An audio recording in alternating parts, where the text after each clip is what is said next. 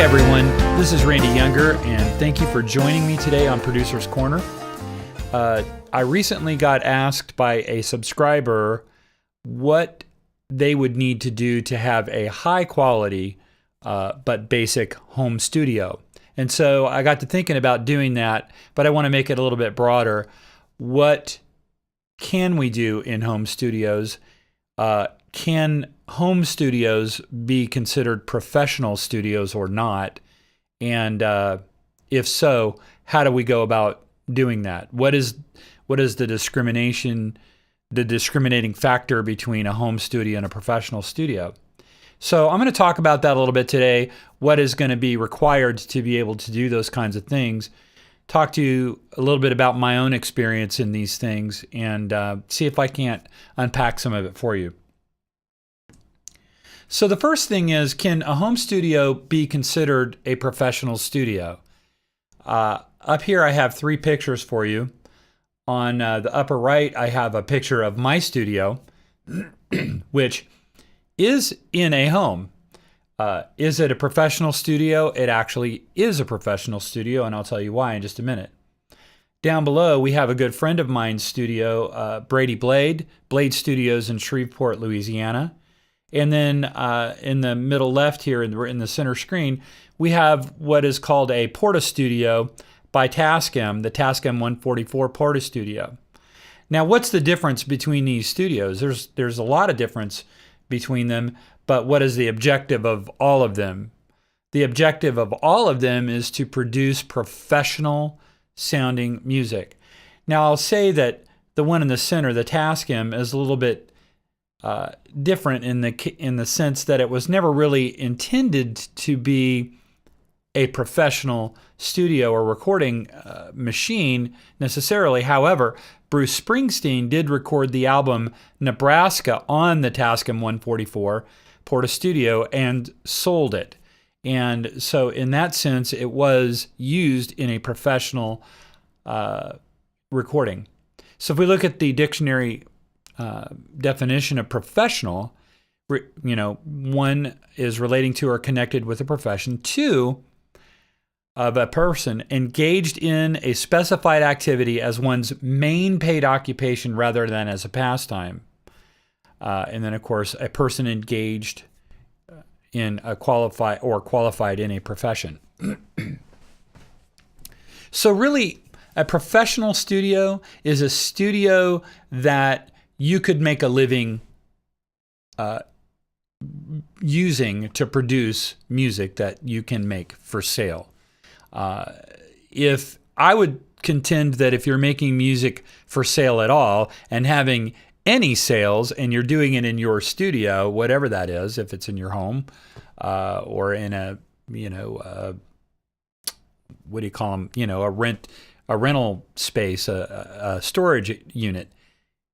In either case, those are professional studios. Now, are they professional studios of the quality of, say, Blade Studios down here, which was a multi-million-dollar studio on isolated rubber pads for shock isolation and all these crazy things? I mean, they went to every kind of length you can imagine, and they spent millions of dollars on that studio down there. You can see the console there, very wide. Chris Bell, who won a Grammy for mixing the Long Road or engineering the Long Road out of Eden. He works that console, and they do great work down there, and they do a lot of high end work for like Alicia Keys and Madonna, and those kinds of things. That's what they're after down there. The upper studio in the upper right, that's my studio, and I do professional recordings in that studio. I have recorded Grammy nominees. I have mixed Grammy winners and scored films on in that studio. And so in that sense, it is definitely a professional studio. In fact, 24/7, this building, which is a house, operates as a studio. And there are rooms in here that you don't see. We have a full practice room over here. The drums I actually have in this room, and I do live recording of drums in here. There's a vocal booth in the room on the other side of that wall. And so this whole house is really dedicated as the studio. And it really doesn't matter, again, if it's a house or in a strip mall, it's a studio. And we'll talk about what kind of things really make it qualify as a high quality studio. So in order to do that, I think we need to talk about what in the box and out of the box means. There's this big discussion about, can you produce music in the box and have it rise to the level of radio quality or professional, release by a major artist? Or do you have to go into a studio with an analog console and a whole bunch of analog gear and very specialized professionals to be able to get the kind of sound that you want? So I would say that even 10 years ago, definitely 15 years ago, in the box was not an option for really producing sales-worthy music. That's not entirely true, though, because there were a lot of film and TV things done in the box 15 years ago, but the cost of in the box was very high, and it was not as cost-effective as it is today. Outboard or analog has been kind of the typical go-to for, a lot of the bands that you hear on the radio, but more and more and more bands are moving in the box. More and more professional engineers are moving in the box. More and more producers are moving into the box because of the simplicity of setting up sessions, getting started, being able to return to a session and bring it right back up and start where you left off. On a console, that is a very complicated thing. Returning to a session after leaving and coming back on a console, especially if another session came in and used that console, can be a very labor-intensive thing. And it's a scary thing. When you walk away from the console and you're not done, it's a scary, scary thing. In the box really takes a lot of the variability out of that. So when we're talking about in the box versus out of the box or outboard or analog, really the main things we need to consider are signal processing.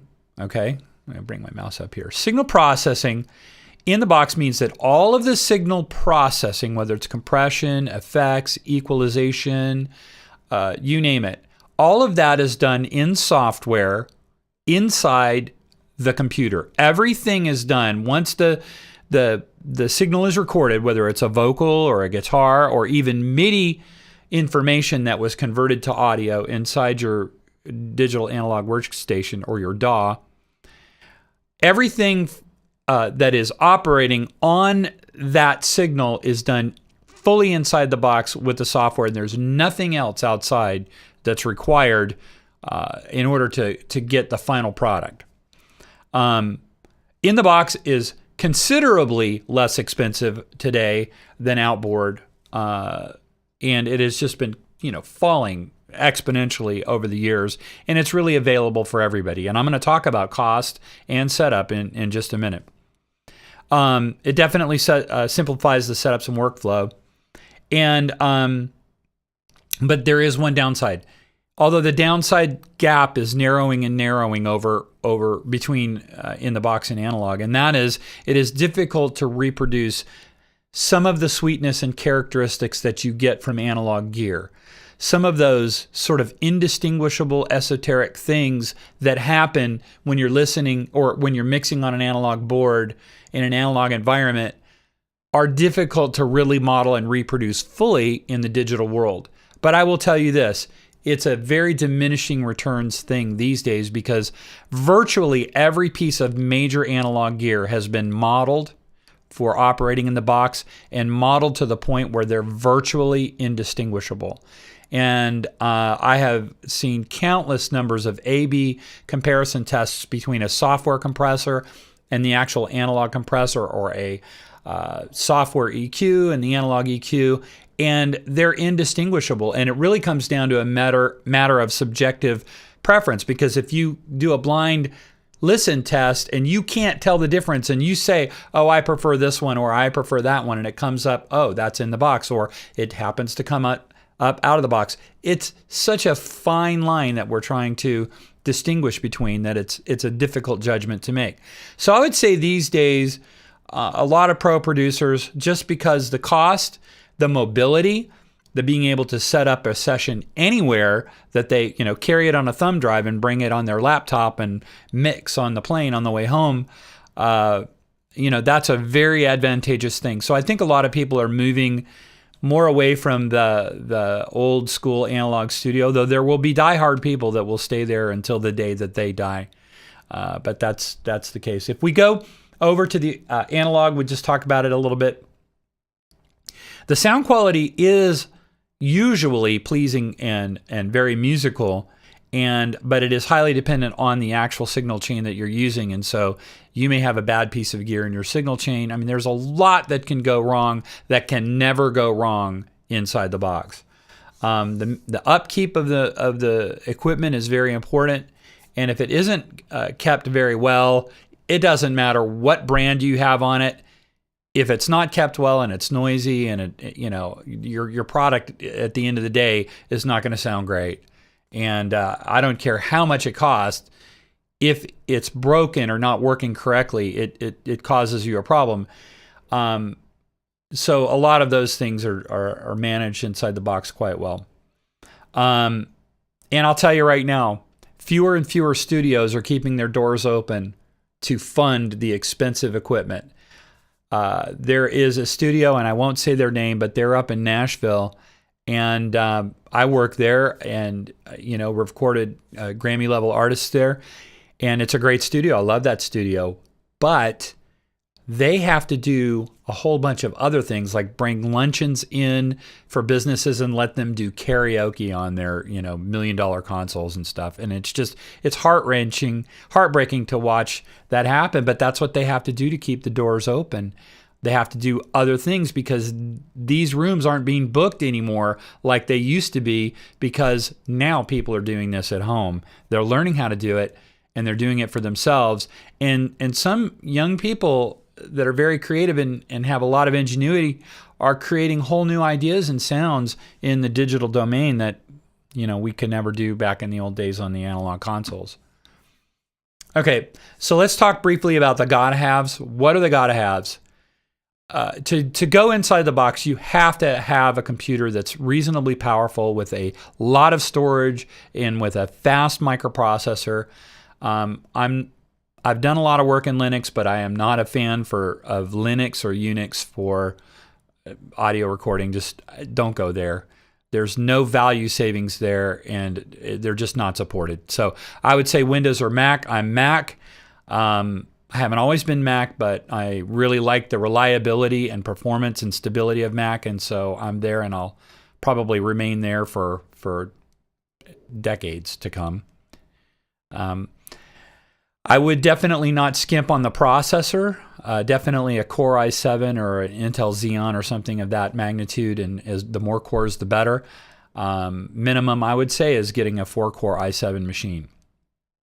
The I/O interface, the gap is really narrowing on these things. You can spend a lot of money on a Universal Audio UA Twin.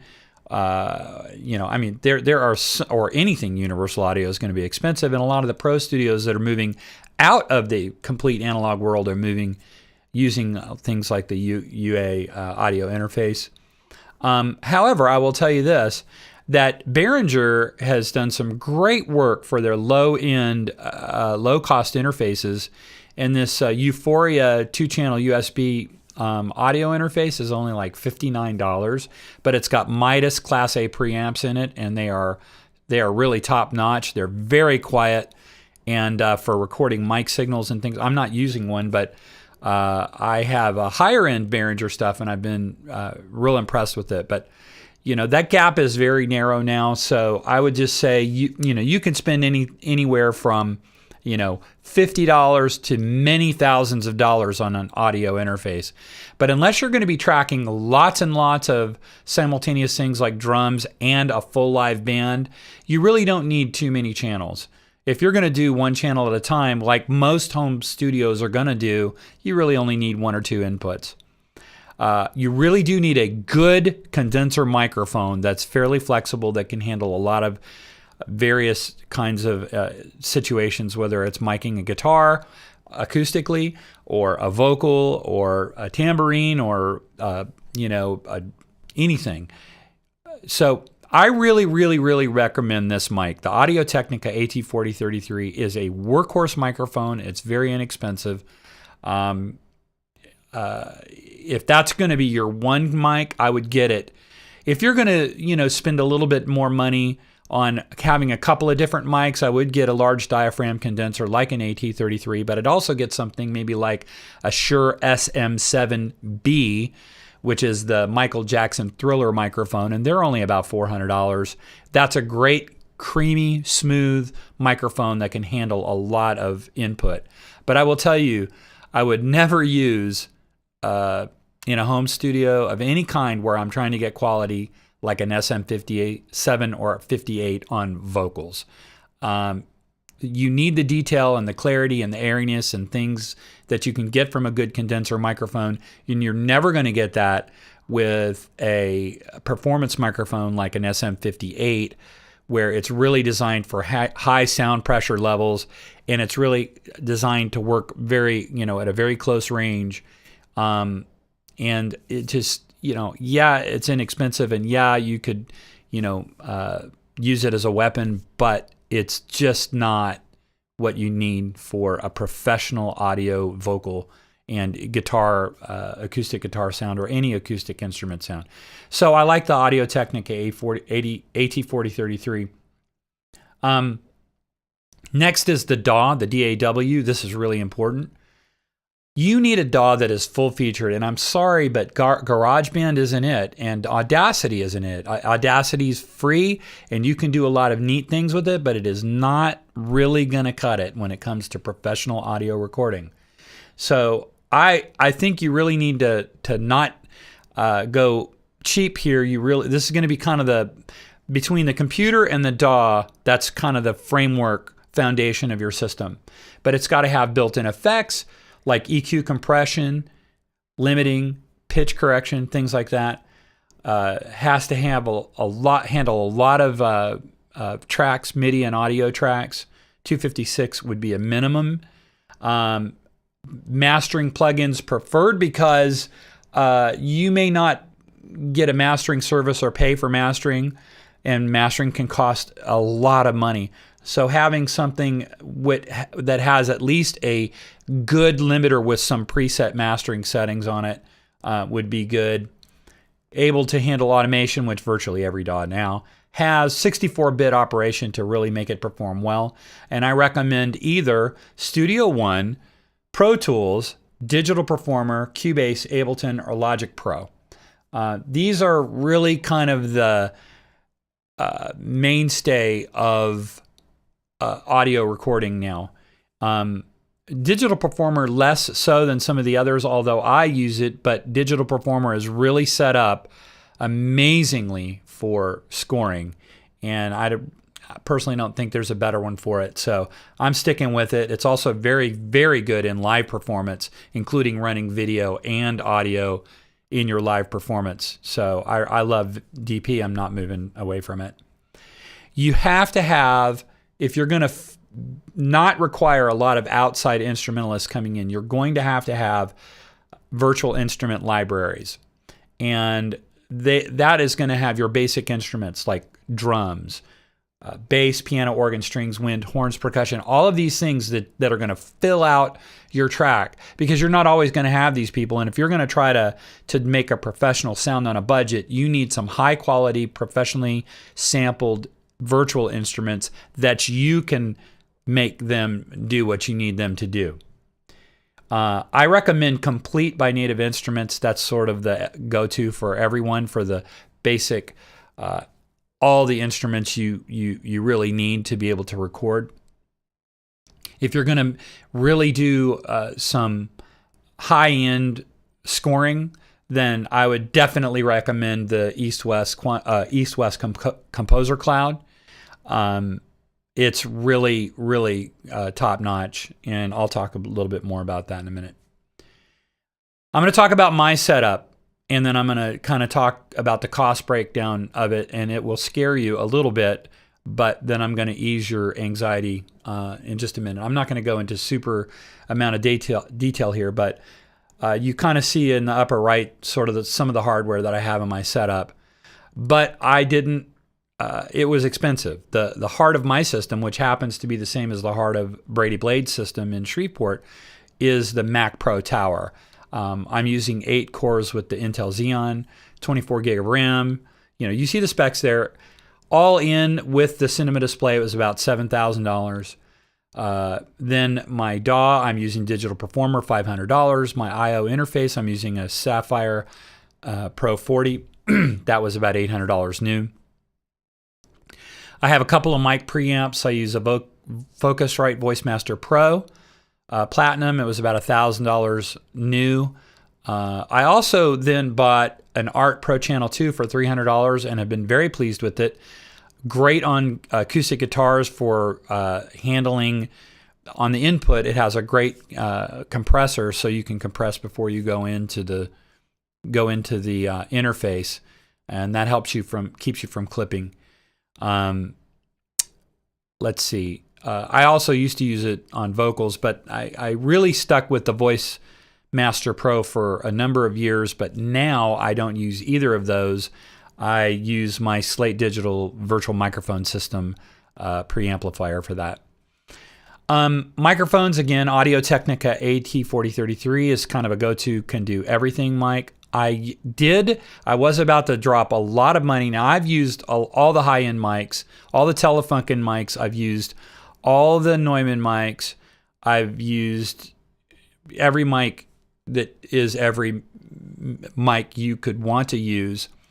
And if you look at all the mics that I've used, it's over $100,000 worth of mics if you go out and buy them today. Forget it.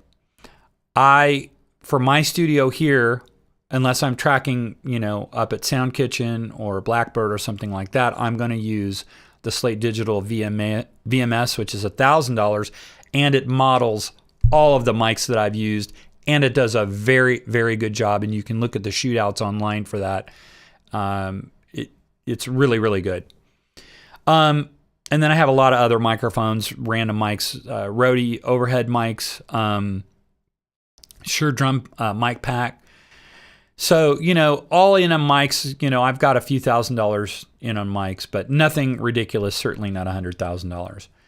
I do have a lot of money in on my virtual instruments because I score and or produce for all kinds of music, and I'm going to play some samples in a little bit. All of these things are very important to me, and I use all of them. Each one of them has a thing or two or more that I go to in them for various things, like the East West Composer stuff. Well, actually, the Quantum Leap Symphonic Orchestra has the most realistic solo stringed instruments on the planet, and even up against Vienna and some of the others. So it's my go-to for those really intimate solo string things, and I'll play some stuff for you in a minute that'll demonstrate that. Again, addictive keys, I can't say enough about XLN addictive keys. I have so many piano models. I'm not going to go through all of them, but that addictive keys trio is my go-to. And in the trio, definitely get the grand piano, the modern upright, and the electric piano that models the Rhodes electric piano from the old days. The rest of these are just random plugins. Other one, Spectrasonics Omnisphere. It's pricey, but it does so many texture things. It has granular morphing synthesis and evolving synthesis, and it is epic at the things that it can do. And I really use it a lot for ear candy and production elements when I'm putting a song together. Plugins for doing all of those outboard things like compressors and EQs and all of that stuff. FabFilter Total Bundle, that's my go-to. I love their EQs and Timeless, and just there's so many things in there. About $1,000. All these other things, but the one I'm going to show you what I could live without. But things that I can't live without are like the Slate Everything bundle, Slate Digital Everything bundle. Gotta have it. And it's a monthly subscription. It's only $15 a month. Personally, I used to master everything myself or go out for professional mastering, but now I'm using Lander. I'm using the Lander Professional. Annual is $300. Well worth it. Usually I'm paying a pro mastering house $250 a song, $150, mostly $250 a song for mastering. And on Lander, you pay $300, and Disney's using it. I think, I'm not sure if Pixar is, but a lot of the majors are using Lander now as their go-to service, and everything comes out exactly the way I want it every single time, and I don't have to monkey around with it. I have Amplitude from IK Multimedia for guitar amplifiers, and I'm telling you, it's amazing. But if you don't need to do that, or you have outboard gear and you have foot pedals, just go that way. Monitors, I haven't spent a whole lot on monitors, but I have spent a lot on acoustic treatment and on making sure that my room was balanced and equalized properly. And I use Math Audio Room EQ for that. Cannot live without it. It's only $99. I have a lot of money in instruments. Since I'm a full service studio, I have to be able to either play it if I'm going to produce it and I'm missing that player, I got to play it. Or a player comes in, I've got to have reliable, high quality instrumentation that people are going to come in and it's just going to work. And so there's a list of a lot of my stringed instruments and things like that. As far as keyboards, I use just a keyboard controller and M Audio, and I trigger my addictive keys with that. Okay, what could I get away with and still maintain a professional sound? Most of it goes, including my Mac Tower. I could get a MacBook Pro, a 2012 MacBook Pro with a Core i7 quad core for around $500. So that significantly reduces the cost of that. I don't have to have my Sapphire Pro 40. I do need a DAW that's going to be somewhere between $350 and $500. That's inescapable. But I can go to my less expensive, maybe around $100, $200 type of interface. Mic pre's really don't need them anymore. They're built into the interfaces. Microphones, if I just had to have one, I'd go with the Audio Technica. I mean, if I had under $500, if I just had one microphone. If I had a microphone and I had, a lot more money to spend, if I were going to have one microphone and spend $1,000 up, but only one, I'd go with the VMS, the Slate Digital VMS. If I could have the VMS and maybe another mic, instead of buying the Neumann U87 for $4,500, I'd probably buy the Warm Audio WA87 for $600, because the difference between that $600 and that $4,500 is negligible. So I really like the Warm Audio WA87 microphone, especially on a budget. Headphones, you're going to need one pair of those. Don't skimp on the headphones. If you're going to mix on headphones, which I don't recommend, but if you're going to do it, make sure that you get a really, really good pair of headphones. And then instead of using the plug-in Math Audio Room EQ, get Math Audio Headphone EQ so that it'll level it, and what you hear will be truth, and your mixes will translate from your mix station to the car, to someone else's house, to their car. And that's the biggest thing. I'm going to go a lot into mixing and room EQ later in another video. Why don't your mixes work anywhere but in your one position? And that's a huge frustration for a lot of people, and they don't quite understand why that is. It sounds great here, and then you take it to the car and it sounds horrible. And I'll explain that. For me, I've got to have a good drum model. I've got to have, even though I have live drums, if I didn't have live drums, I'd have to have a good model. That'd be Slate drums. Contact or complete now Complete 11, which was the same thing as Contact 4, essentially.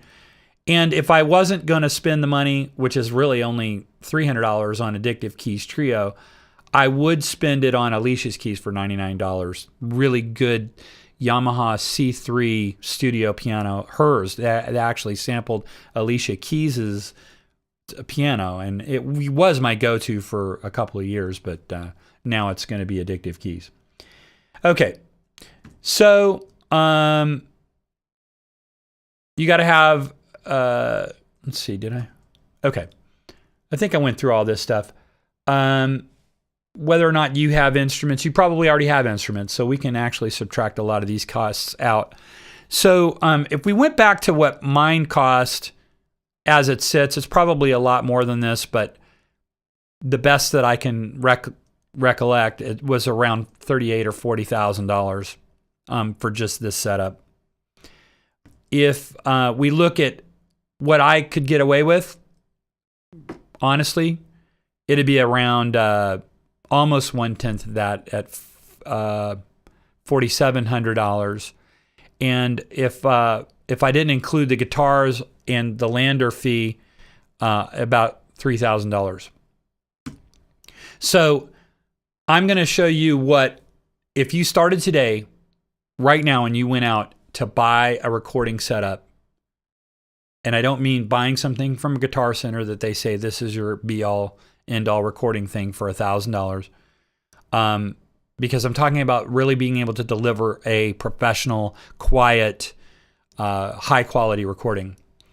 I would say that we can get in for around $3,000, and that's the things that you see here.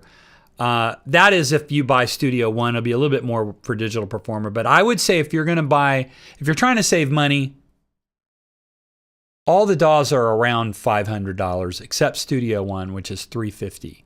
If you're going to buy one DAW and you're really pinching those pennies, Studio One is going to be, if it isn't already, the front-running DAW that a lot of the pros are moving to. I'm not going to do it just because I have a workflow and I'm very happy to do it. And I just don't have time right now to go into another DAW. But if you're starting from scratch, I recommend Studio One. Again, this 2-channel Behringer interface, you don't need a mic pre, just go right into the interface. The A24033, get yourself a mic stand and a couple of mic cables, a decent set of headphones. I would get a good drum model, and Complete 11 is $200. Now, if you really, really don't want to spend the money on a separate drum model, Complete has good drum kits inside of it, but you're not going to convince me that those are live acoustic. You can convince me with slate drums that they're live acoustic. Not so much. I know the sounds of the Complete stuff, and it's just not delivering the full impact of a real live kit. And I'm a drummer, among other things, and I know the difference. And I'm about 50-50 live versus slate. The plugins, everything bundle, all your compressors, equalizers, everything that are as close to analog as you can hope to get, $15 a month. Just do it. That's what you got to do. For mastering, you can get $100 a year mastering, but it's only going to give you high resolution MP3s. If you do the $300 a year, you can master CDs with it and send those results up to SoundCloud or Spotify, iTunes, and everything right from Lander, and they'll do all your digital distribution for you. And at the end of the day, you're trying to make money with your music, and if you're trying to get them to Spotify and these other things, Lander is going to be your key for that. So it's really worth the $300 a year, especially when you consider if you were to go out and professionally master a 5-song EP, what is that? $750. So don't go cheap there. Monitors, I think you could get away with. I love the JBL monitors. They're not that expensive and they're very workhorsey. And if you EQ them, like I will eventually show you how to do, you can get away with the 5-inch monitors, near field, mix, fairly close in with those monitors. but they'll have to be in the right position in your room. And also maybe a subwoofer, but you can get a sub for around $80, $90 that will do the job for you. And then Math Audio Room EQ, it's a one-time expense, $99. And then just random cabling and a good 88. I like a weighted controller. But you can actually save some money here because you can get a 2-octave controller. It doesn't have weighted keys, but something from Novation or whatever that has control surfaces on it and things like that. You can do your drums on it, and you can play some little easy piano parts and things like that. And so you can probably cut that down to maybe $150. So I would say then in that case, we're looking anywhere, if you really squeezed hard, you might be able to get down to around $2,200. But this is what it's going to take. If you go on the cheap, and I mean, this is inexpensive, but this is all professional, high quality gear that's going to get the job done for you. If you start really going down below this, you're going to notice. And everyone else is going to notice. You want to get something that no one's going to notice that you're recording at home. I would much rather have them not know where I recorded so that they don't stigmatize, the sound and they prejudge because, oh, you recorded that at home. No, I recorded that in Nashville, at Starbucks in Nashville, but in Nashville. Okay, so that's it. I'm just going to play you a few clips real quick of some of the music that I've produced here. I'll run through a couple of things like on my producer page, randyyounger.com. Here's just a few things. Young lady, Bailey Rushlow, the daughter of Tim Rushlow, multi-Grammy nominee Tim Rushlow, who was the lead singer of Little Texas. Here's a little bit of her.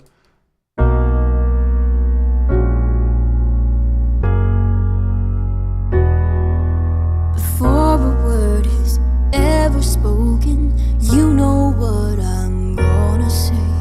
Somehow I know what you're thinking, even when you look away.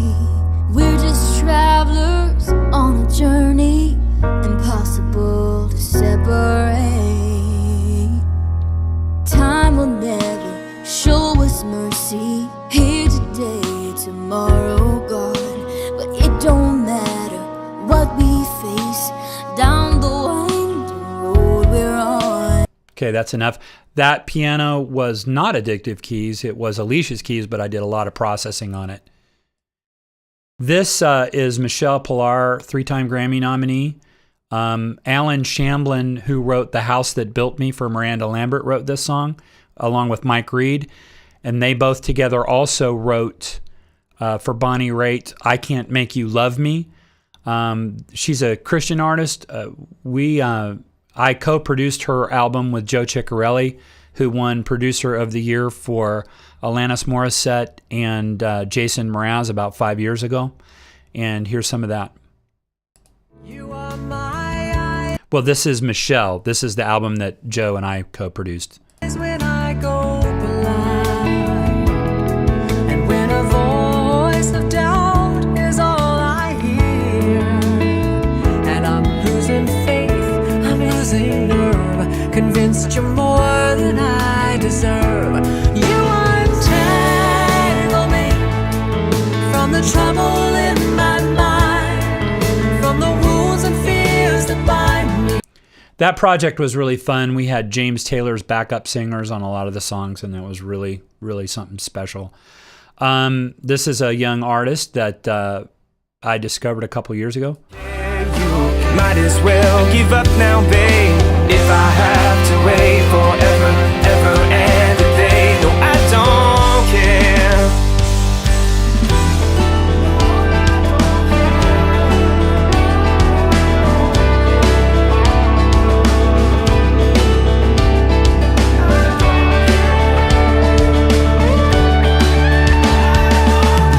But I don't care. This was Layla McCalla, who plays cello for the Carolina Chocolate Drops, Grammy-winning group.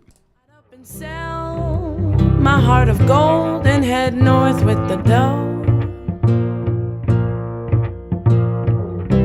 but I don't have a heart of gold. My heart's not even lead. This was just a very raw acoustic project, but she's a cello player, but she sometimes plays it like a guitar, which is really cool. Let's see. Yeah, that's Bailey again. Let's see. I had some up here. Here's an artist, Lana White, that I'm working with now. If it'll... Uh-oh. Spin well.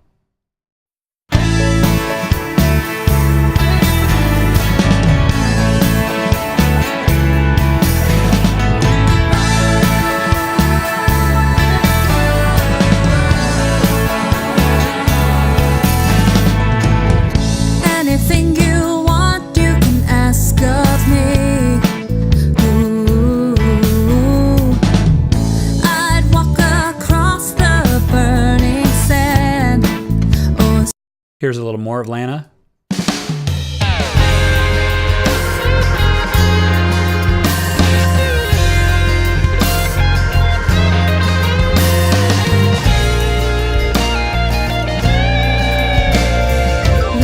lifting a cold rain that keeps me from feeling. You get the idea. These are things that are coming out of the studio. That lead guitar, by the way, was my son Ethan. He was 13 on his first pro cut. He did the lead guitar intro on that song, and he just absolutely killed it. And he is really special. He's spectacular, and I use him all the time. In another time, some other place, You can hear the like cello. knowing those eyes have spoken before. I'll go to later in this song where it gets big. When the search complete, the circle closed from wandering through time alone. And then even bigger.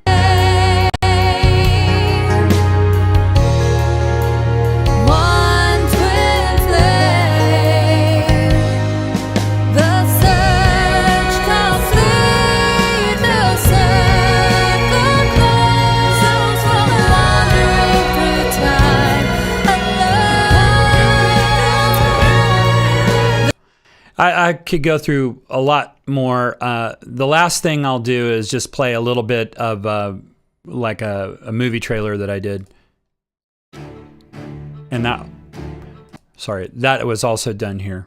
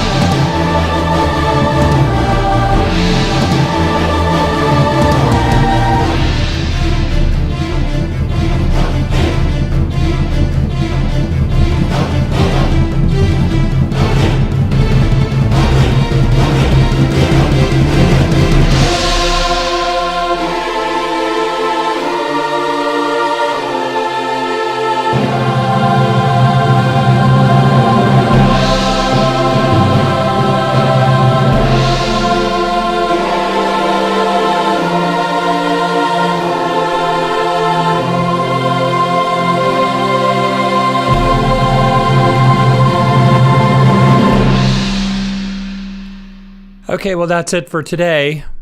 By the way, I want to say that track I could have done on the barebones system